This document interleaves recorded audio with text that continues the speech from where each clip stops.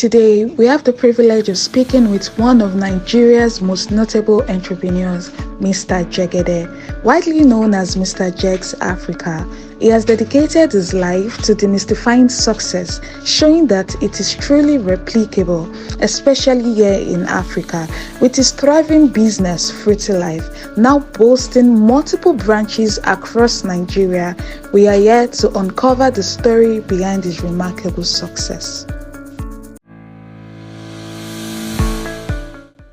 So, Mr. Jegz, it's so good to have you on the show today. Thank you very much for having me. I'm grateful. Yes, how have you been, sir? Very good. Very good. Thank you. My very first question, which I'm very curious. Your company started in 2011. Officially, yeah. Officially. Thank God you mentioned officially. So, what prompted you to, start the brand FruityLife that we all celebrate today? Okay. I'm usually the one asking the questions, right? So I'm sort of okay. I think there's something called Changemaker Events. I registered in 2008. Okay. So Changemaker Events was meant to be an event platform that would change lives, change the minds of average Nigerians, Africans. Yeah. In fact, I was on the way to register an organization called WBN, that is We Built Nigeria, okay. looking at Nigeria in 50 years time, and saying at that time, from that time to 50 years, taking a peek and say, we'll boldly say that we built the nation, yes. We built Nigeria. So I found out that you can't do such events without money. You need money to pay for the camera, the lighting, the everything, all your elaborate setup here. Right, you need money to make things go round. So, I thought of it, in the place of prayer, what business can I do? Then started making drinks. So Changemaker Events was making slush, Chapman, etc. in schools. Then we registered FruityLife. The name was fresher, registered FruityLife in 2011. So what prompted that was, we needed to make change. Right, and a bit of hunger too. When you're hungry, you get creative. You have so many ideas. So yeah, that's how FruityLife started, and it was really to make change. It sounds noble, but I remember that's really because it was Changemaker Events, and I said, hey, we need money. Then we registered FruityLife. Okay, so right now, we've calculated, so FruityLife is about 14 years. Yeah. So, on your journey to starting the brand, building FruityLife, I mean, most of us, we don't really don't let me generalize. I can say, okay, maybe in my life I take more of junks than I take, maybe banana juice or something. So, when you're starting, you might have had some complications in sales. What are the challenges you faced? Well, I think I was lucky to have a ready market when we started, and some of the challenges we faced were regulations. Some of the challenges we faced were, more internal. How do you're just running a business, putting proper structure. Was not the first thing. You just wanted to survive. When you're starting a business and you're bootstrapping, right? You just want to survive. Yes. People, human capital, the type of people that you employ will determine a lot about the company. So I think the number one was people. That was a challenge. Okay. Financing, that was another challenge. Another challenge that I personally had was vision. But the vision was, I had a big vision for myself for what I want to do, but for the business, it was not big enough. That's a peculiar challenge. It was not big enough. So I thought FruityLife was just a side hustle. So I was doing it on the side so that when I now get the big stuff I can now say, it was FruityLife. I'm doing slow drinks, So, but the challenges of financing, structure, people, the first set of hire. You know, you are everything when you start your organization. Yes. You are the CEO, you are the CFO, HR, Chief Marketing you Officer. are the operations manager, you are the brand comms. You know, you are everything. But as you grow, having to get the right people. You know, so those were some of the challenges that I faced. Okay. Yes. So just going up the ladder, yes, years were progressive. What were the things that when you look back at, you know, you'd be like, okay, these things actually helped us, you know, grow? Oh, easily. For me, one thing was I never ate the company's money. Okay. So many people, when they start a business, they just want to flex. They want to live the life they've been seeing on social media, right? You know, when for me, I always made sure that the business was well fed. Okay. Because I grew the philosophy. I had the philosophy that feed your business well, and your business will feed you. So what really helped me was, hey, what do we need for tomorrow, next tomorrow, and this? Take. Then I'll now finish what was left. You know, at that time, you know, you're just starting a business and you're happy you're making something. So, like I say, I say something. I just started saying recently. Some people treat their business like the last day of a trade fair. They treat their finances like the last day of a trade fair. On the first day of the trade fair, imagine you had 1,000 naira, right, to invest, and you bought equipment, and for a 7-day trade fair, you had 1,000 naira. Imagine you sold, and it was something that you could turn around, you could quickly make maybe within 6 hours. So you put 1,000 naira. Imagine you made 2,000. Wow, a lot of people bought. You put 2,000. Next day, 4,000. You put everything back because you want to maximize your profit, your revenue. You want to make as much revenue, you know, as you can. Then you go day on day. Let's assume day 1 to 2, day 2 to 4, day 3, 4 to 8, day 4, 8 to 16, day 5, 16 to 32, day 6, 32 to 64. Let's say day 7. Let's assume it was such a big carnival that there was no cap, or you know, on the last day, you now say, I have 128,000 naira. Some people now go and spend everything. Splurge it all. They splurge it. So some people treat their businesses like the last day of a trade fair. Your business has no end. There's no 7 days, right? You are meant to keep looking for ways to grow the business. Keep pushing the business upward as if there's no last day in sight. Then you have a percentage that you know that, okay, God has given me all things richly to enjoy, right? So you have a percentage, and your job is to grow that. As the business grows, that percentage grows. If you say, I will never spend more than 20% of my profit on personal myself, it will get to a point where if you invest well, 20% will be too much, right? It will be too much. You maybe 2% of your profit will take care of your generation. You get what I'm saying? So one of the things that helped us was constantly plowing back, ensuring that customers did not complain about, you guys don't have this again. You guys started with this, but you stopped. You get what I'm saying? Yes. So speaking of, you know, that level of financial discipline in the profit making, how did you do it? Oh, well. Did you have someone keep you accountable, or how did you go about it?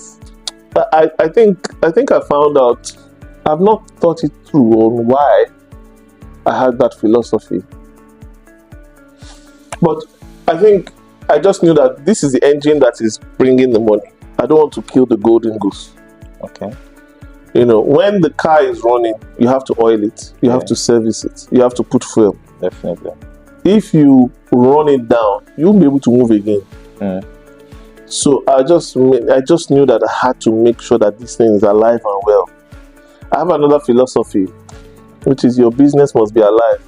Mr. Niger D, you must be moving. You must be excreting. There are some things you were doing before, you must throw away. You must be eating, you must be growing, right?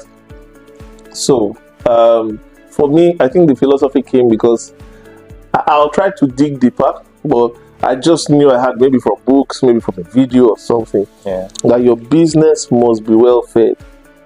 Business must be well fed. I don't know why. I was not so disciplined when it came to money, because I was going to finish the rest of the profit. Any other money left, it was for spending. Were there any moments where you made mistake and said, I've finished spending? so you know, there's a time, you know, I told you we started in schools. So when they go on break, that's when I'm like, oh, okay, there's no money tomorrow. You get what I'm saying? Yeah. You're now like, okay. And but you've primed your brain to think that, oh, there'll always be money. So now you can't abuse. It's now a struggle, like, I know how much I get now. Sometimes you want to borrow here, you want to do this, you know, just to keep up, you know. But you had to learn. I had to learn that, hey, seasonal businesses are great, but you must expand to all seasons businesses, so that you have the kind of funds that you have, you know, which was what informed us stepping out of. We were in 3 schools, stepping out of that and saying, okay, let's move on. Okay, to other places. So from then, what do you think, on a personal note, what do you think makes the FruityLife brand very admirable? That people keep coming. I mean, currently, you've moved. For me, the first time I got to know about FruityLife was at ICM. Oh, Ikeja City Mall, Lagos. Yes. So, from that stall at ICM at a very strategic position to now, I think, maybe you give us the numbers. How many stores you have right now? Take a wild guess. It's not much anyway. About 30.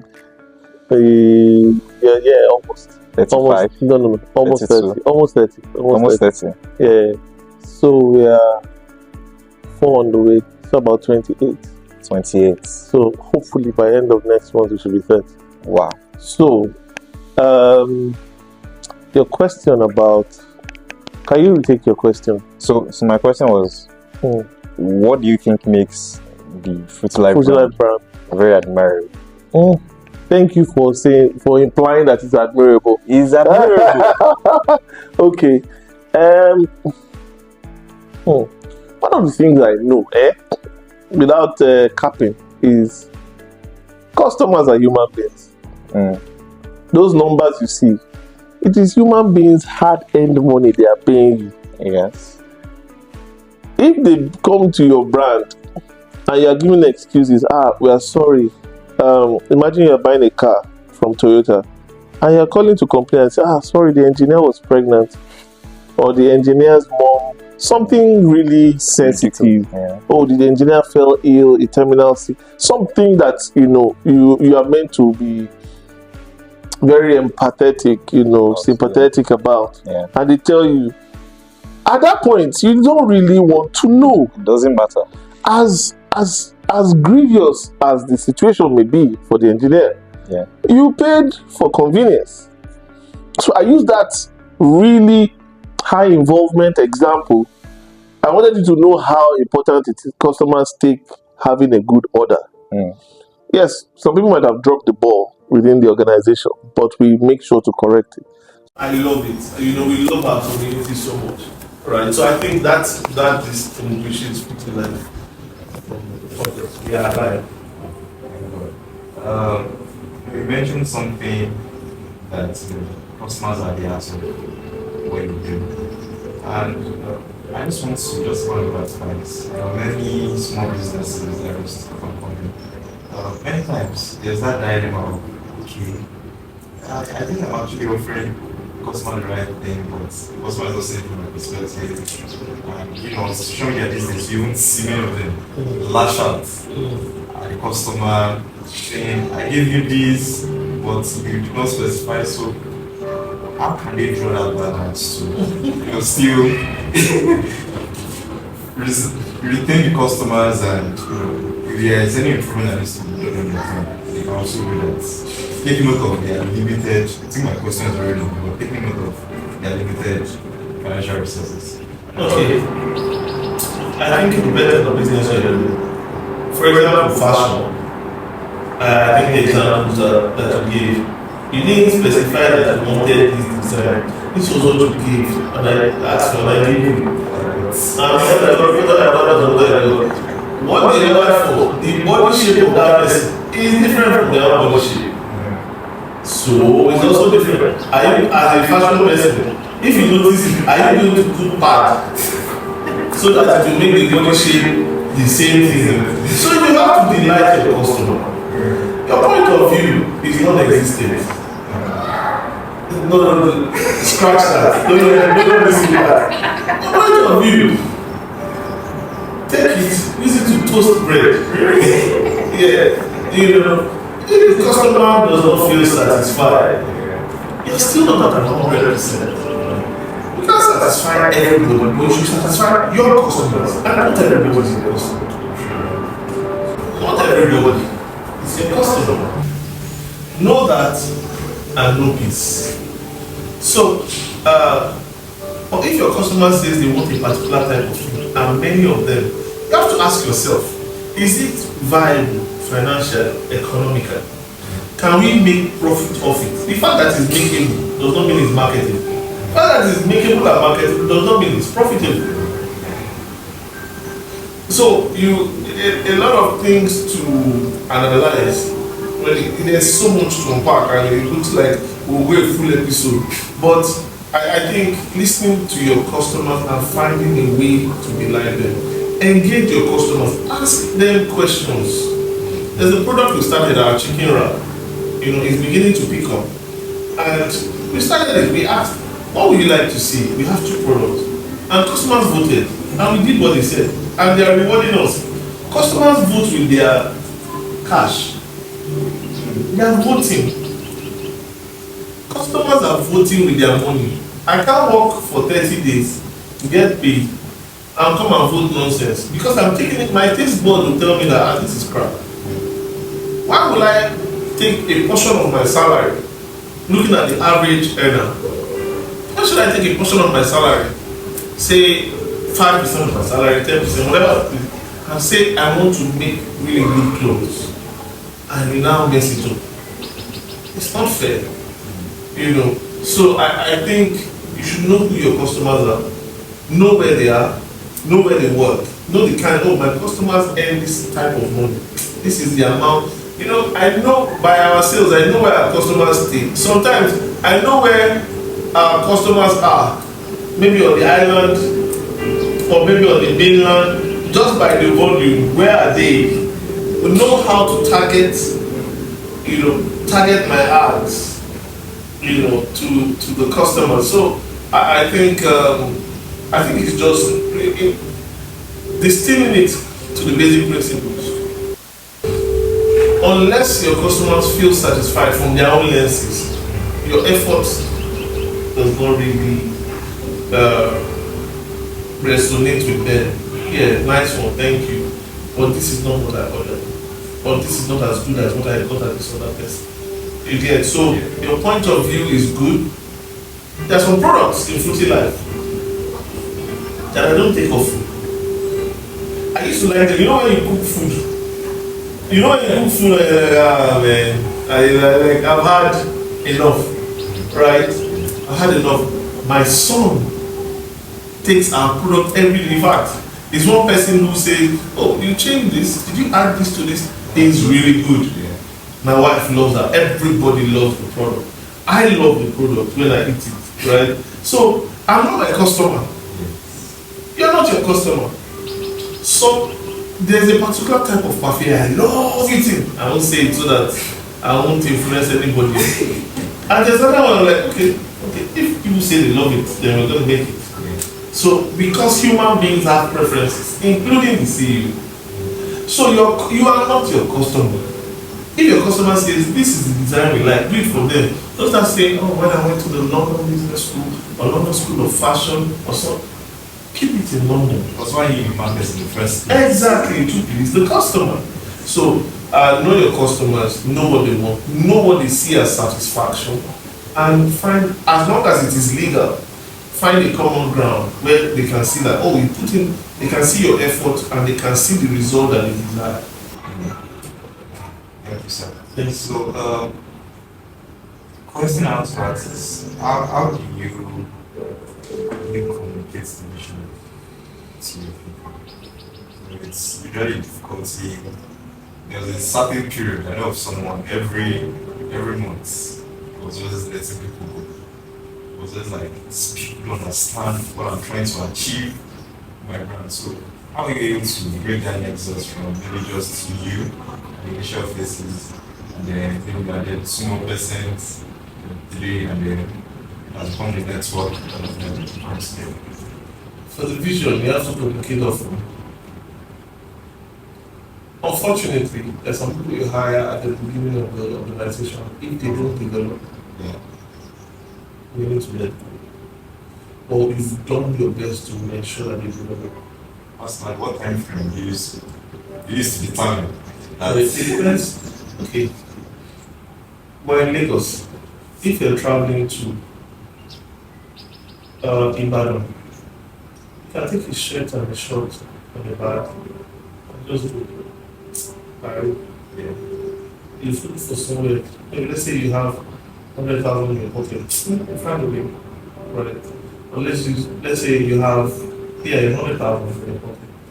Then, if you're traveling to Ghana, you're going to take a couple of shirts and hats, right? Slightly more sizable traveling bags. Take some money because you need some money for hotels, etc. Assuming you're going there for the first time.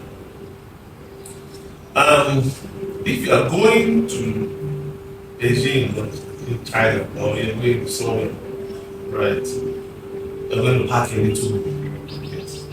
Because you can't just quickly come back in 1 hour flight like that.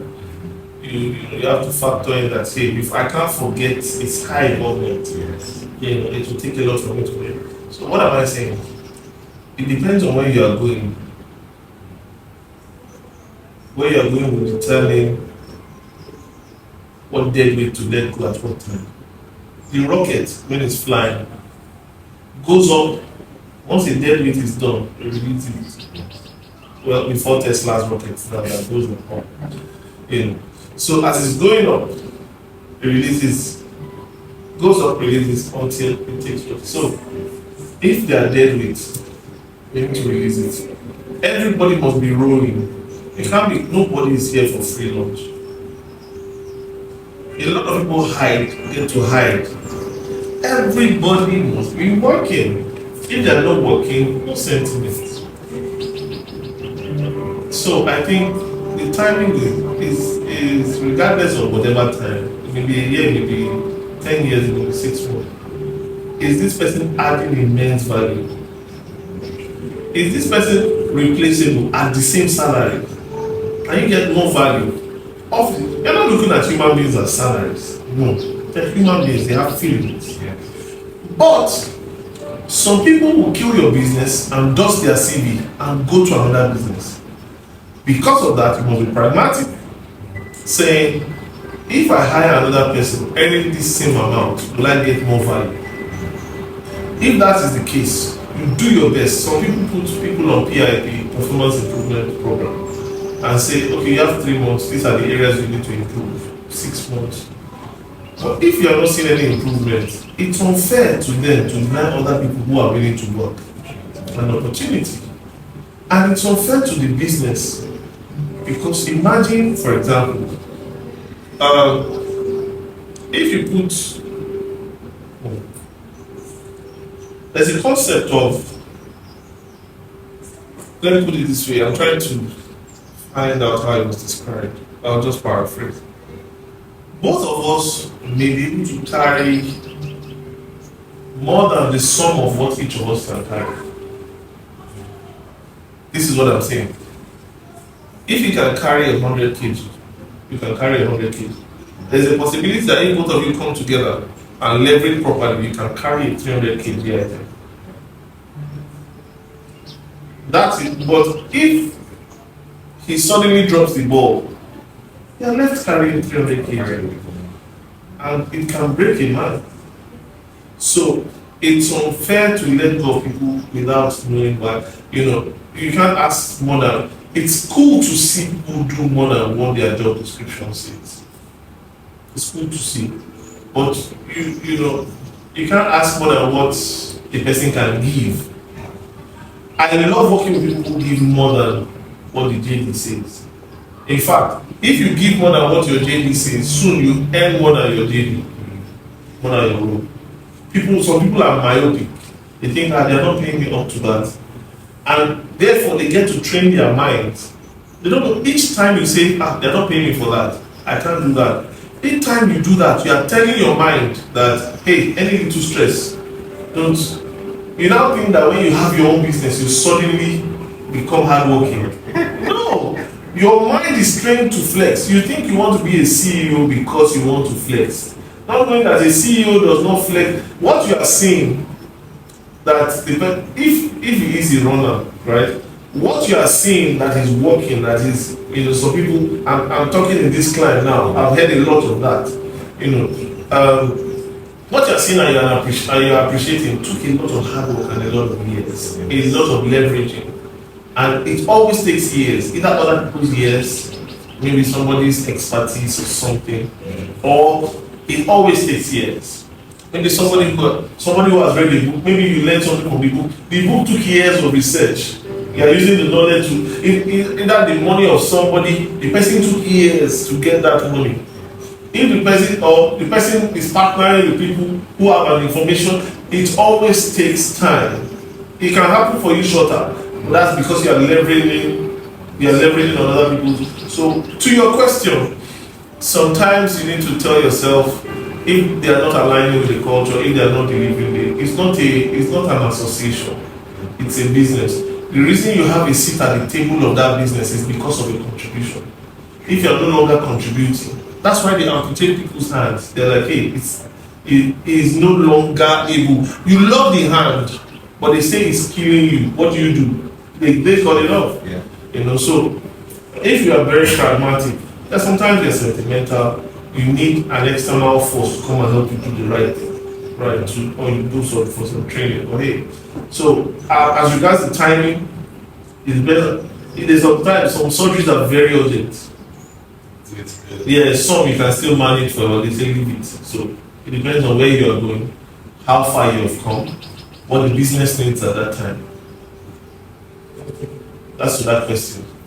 So looking back, what moments do you recall and say, I feel so proud? I'm proud I started this business. I'm proud I moved forward. Unfortunately, for over a decade, unofficially over a decade, I thought it was just a side hustle. So it was not until we started expanding aggressively, I think 3 years ago. So when I started, I'm proud. I don't think I've had that moment, unfortunately. Fortunately or unfortunately. I still see us growing. We've not started. One of my mentors, Samuel, said there are some stores in China. There are people who do 100 stores per month. Right? 100. We're just starting. It's when you think you're a local champion. You know all those people? Pardon me. There are some people who maybe they build one house. Now they call them in Nigeria for our international audience. They call them landlords. I think landlord is everywhere. You know the name. But some of them they sit in front of the house reading newspaper every morning. You know, they're like demigods. You know, expecting everybody to pay homage. You know, they see that's to them that's success. That's local championship. That's the peak for them. But when you look at where you are going, and it's still very far. You are grateful. Grateful is the word, not proud. When I look back, I'm grateful that I had the opportunity to continue. I'm the type of person that likes new ideas. So maybe it was God's wisdom to make it look like a side hustle, because this guy, if I focused on it, I probably would have sold it or just thrown like next. You know, I want fresh And you can see it even in the organization. What's the next fresh product? So I've seen myself as a founder, make something, hand over to a manager. You must hand over, right? So I look back and I'm grateful. I'm very grateful. Also, I know that we just, on a global scale, we've not scratched the surface. Where we are going is far. The journey is very far. So whatever you are making is tiny. People will celebrate it. You know, there's a famous preacher in Nigeria when they had 120 Buddhas. They were like, "Wow, let's fence this place." Let's say this is not what God told me. When they had 600, he said, "Man, let's cover this place." He said, "No, this is not what God told me. City, right?" And 1,200. Let's create it bigger and bigger. Now tens of millions come annually, to major programs. I don't know if it's monthly, but I know it's millions come monthly, and tens of millions, on some certain months. So that is what I look back. That is what keeps me level-headed. That where we're going is far, and that way, whatever you have now is a seed. So treat it as a seed. Elon Musk got, I think, 180 million from eBay. I think. When they sold it, I think it was 180 million. I don't know if it's eBay. Yeah, I think it's eBay. And according to the story we have on the internet, is that he invested in he invested into three. Oh, sorry, let that go. According to the story on the internet, he invested into 3 companies and was sleeping on his friend's couch. How can you have $100 and something million? And some people will buy the biggest and better or buy the best Porsche. Not even out of the house of their own. Yeah. How will you make so and not have a house of your own? So, because he saw it as a seed, now he's one of the wealthiest men. Now he's still sleeping on the floor, as I heard. Sometimes he sleeps on the floor of his factory because where he's going is far. What is driving him? So everything we have now is a seed. So I'm grateful. So treat whatever you have as a seed for the next level. That 1 billion you have, for example, or 1 million or 1,000 is a seed for the next one. So if you see yourself as going very far, it's easy to be level-headed and not be proud but grateful. Very true. So, sir, what will you say about the course of the past years, habits that you've incorporated that made you who you are today? I think I'm still inculcating. I'm trying to learn something. There are many flaws, but I'll say learning to invest radically. So I tell people that I try not to keep money in the bank. I try to plow back aggressively. So, for example, one of the habits is plowing back aggressively. Let me put it that way. If not, inflation will buy you. If you're making 1,000 naira, so I think the habit is learning to plow back aggressively. If not, inflation will deal with you. If you're making 1,000 naira in 2019, that was $2. If you're making it in 2021, that was $1.50. 2022, early 2023, $1.50, $1.30. If you're making 1,000 here, it's less than $1. It's like 60. So,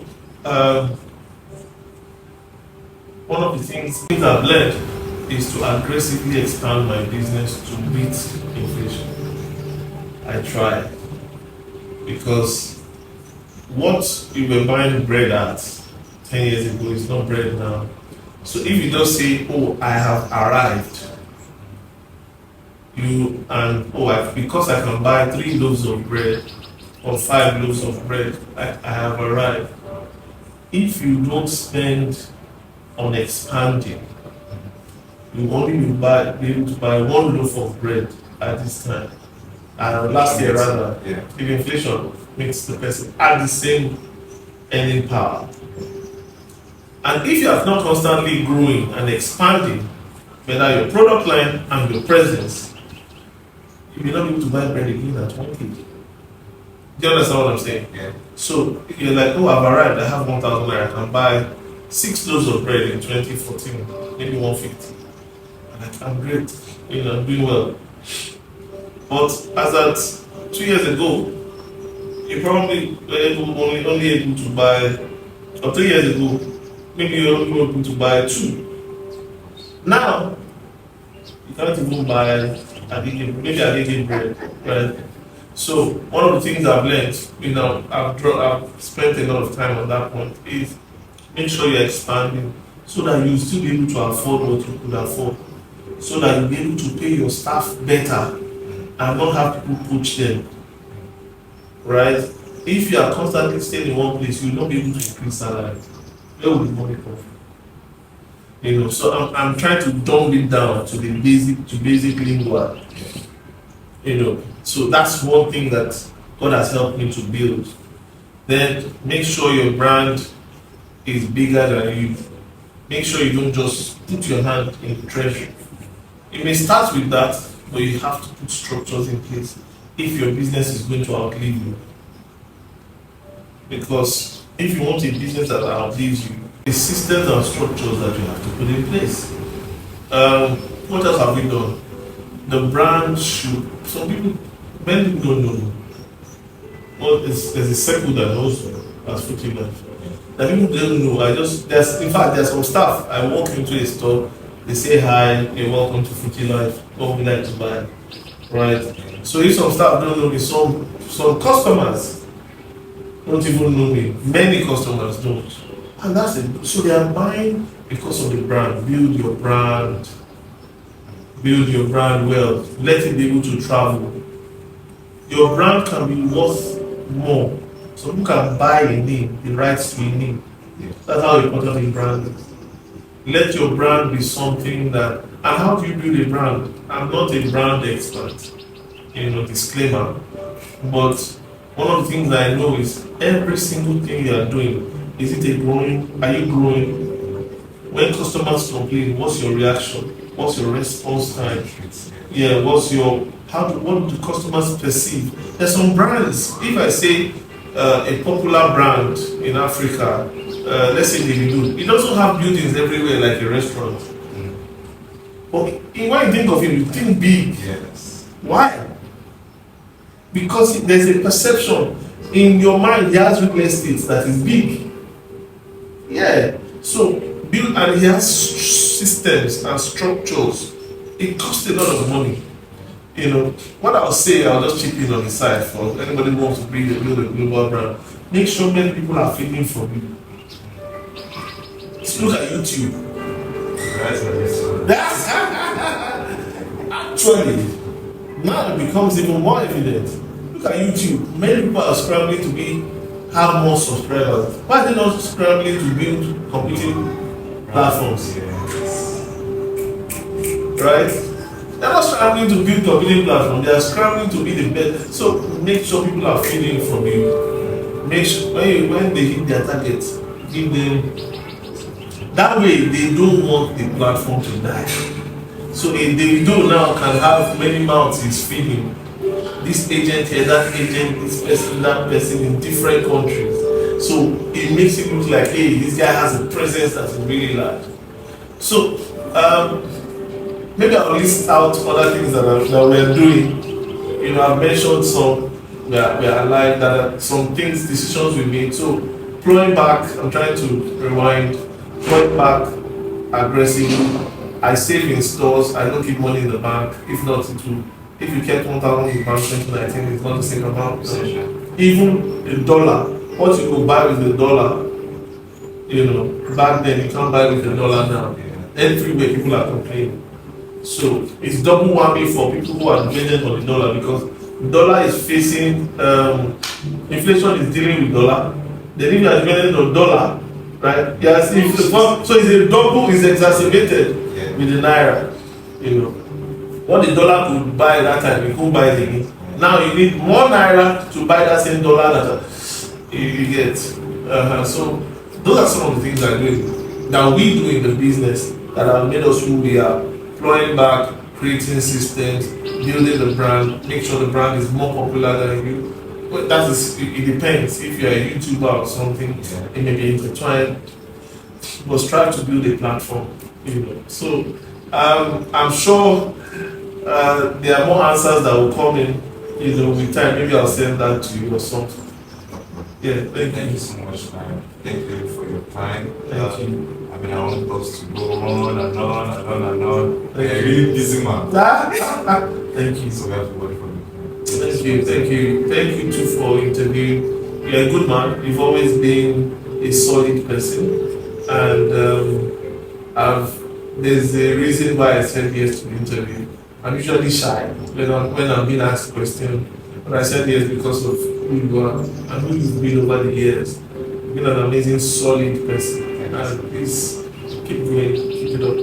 Thank you very much. And if there is a parting shot to our listeners, right? It will be. I know you didn't ask for it, but I'll just say it.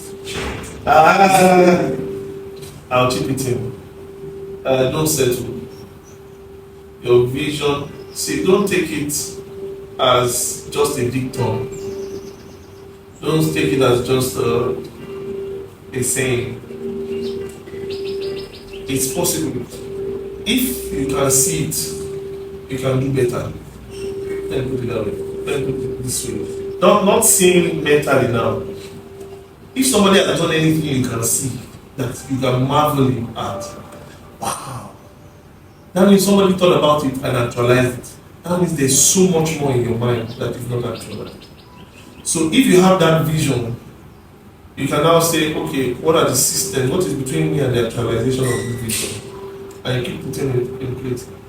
Dangote built the biggest refinery ever in the world, right? Yes, that's true. And when he tried to look for people to, according to his story, when he tried to look for people to build it, I think he had to be his own engineer.